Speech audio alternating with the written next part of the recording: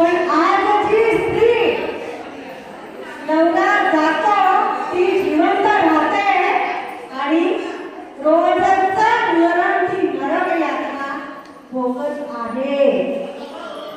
हा तिचा नवरा आपल्याला तिलाच कळतो. आपण सहज बोलत मोकळं टिकली लावली टिकली सुंदर ती काय करायचे नवरा काय नाही ती मस्त सजडायची. आज मलाही बोलत असते. पण प्रत्येकाचं मन आहे वय किती कमी आहे त्यांचं. त्यांच्या मुलांसाठी त्यांना उभं राहायचंय, त्यांना जगायचंय, त्यांच्या मुलांना शिक्षित करायचंय, त्याच्यासाठी त्यांना जगावं